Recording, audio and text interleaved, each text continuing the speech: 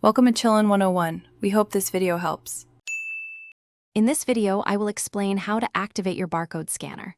First, connect your scanner to your computer or mobile device. This can be done via a USB cable for wired models or by pairing through Bluetooth for wireless ones.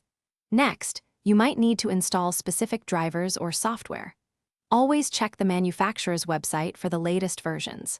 Finally, if you have a wireless scanner, make sure its battery is fully charged before you begin.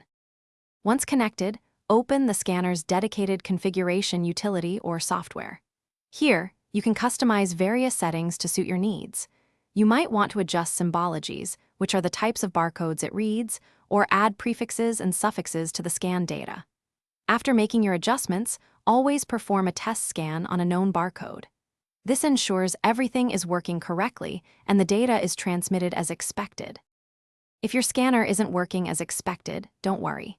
Start by checking all physical connections.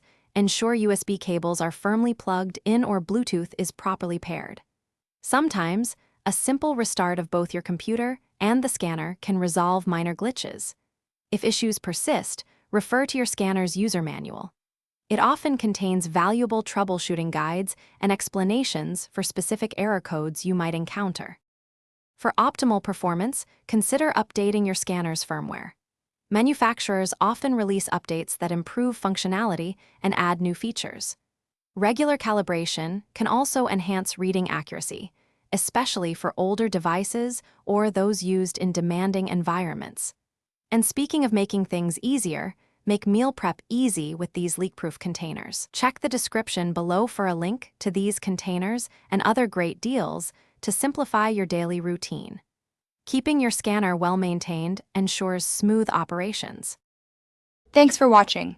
Consider subscribing if we helped you.